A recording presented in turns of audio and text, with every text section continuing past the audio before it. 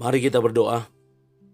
Bapa Sorgawi, Bapa yang kami sembah dalam nama anak-Mu Tuhan Yesus, sungguh kami sangat bersyukur berterima kasih kepadamu Bapa untuk segala kasih dan kebaikan kemurahan Tuhan yang masih Tuhan nyatakan kepada kami, menemani sepanjang malam istirahat kami.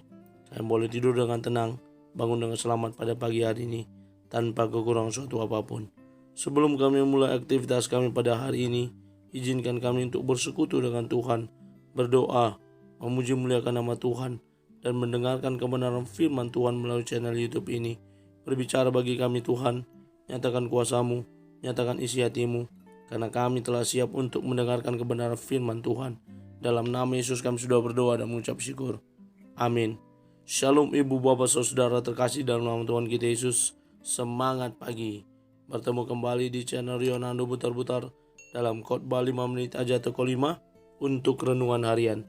Renungan pada hari ini saya ambil dari kitab 2 Korintus pasal yang keempat ayat yang ke-11. Demikian kesaksian firman Tuhan. Sebab kami yang masih hidup ini terus menerus diserahkan kepada maut karena Yesus, supaya juga hidup Yesus menjadi nyata di dalam tubuh kami yang fana ini. Supaya hidup Yesus menjadi nyata dalam hidup kami.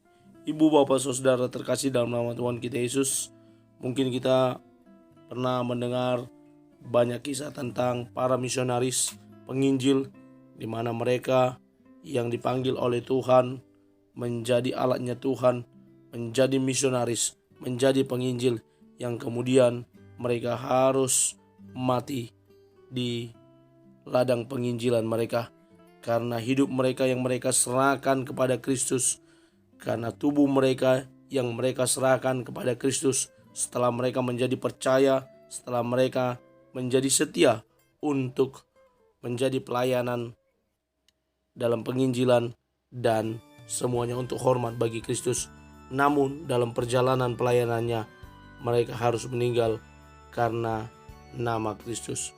Ibu bapak saudara terkasih dalam nama Tuhan kita Yesus, sebagaimana para misionaris, para penginjil tersebut, dan juga demikian dengan tokoh-tokoh gereja, bapak-bapak gereja di awal, bahkan rasul-rasul, sebagaimana juga Rasul Paulus yang nyawanya senantiasa diinginkan oleh orang lain untuk dibunuh, di mana dia terancam. Dia yang dulu adalah pengejar atau penganiaya orang-orang percaya, orang-orang Kristen. Konsekuensi yang harus dia terima ketika dia menjadi percaya kepada Kristus, dia pun menjadi hal yang sama, yang demikian, di mana hidupnya diinginkan oleh banyak orang supaya dibunuh dan dianiaya.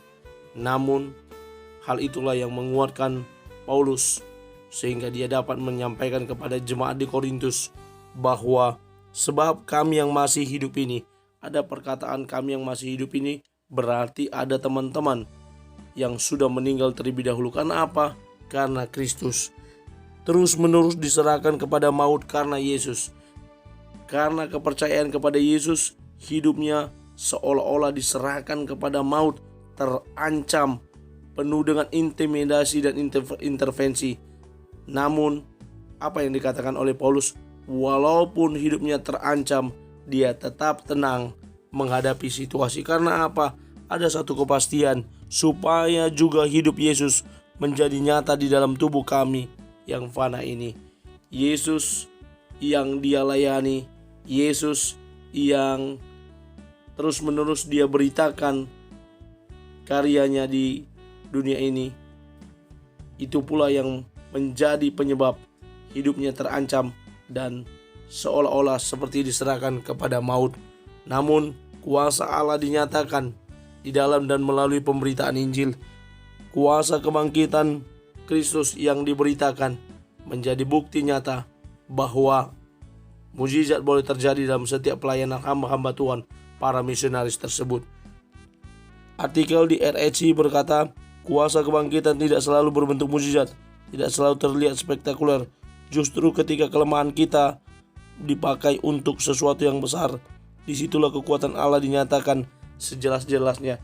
Disitulah karya Kristus yang kita hidupi, kita percayai, bekerja di dalam hidup kita, sehingga kita tetap kuat meskipun terancam, kita tetap tabah meskipun kita diintervensi, kita tetap beriman di dalam Tuhan, meskipun kita terus-menerus dianiaya.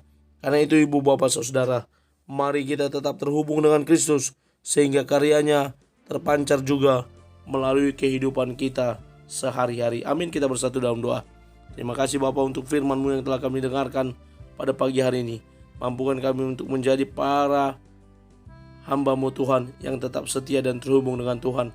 Sehingga meskipun banyak ancaman yang kami alami ketika kami menjadi hamba-Mu yang memberitakan Injil dimanapun Tuhan menempatkan kami tetap tenang dan kami tetap tabah dan tetap setia mengerjakan tugas pelayanan kami untuk hormat dan kemuliaan bagi nama Tuhan. Kami berdoa pada pagi hari ini untuk teman-teman kami yang senantiasa mendukung channel YouTube ini dengan mendengarkan renungan harian di channel YouTube ini. Engkau berkati mereka dalam kehidupan mereka. Terpuji nama Tuhan. Dalam nama Yesus kami sudah berdoa dan mengucap syukur kepada Bapa Surgawi. Amin. Selamat beraktivitas. Tuhan Yesus memberkati. Shalom.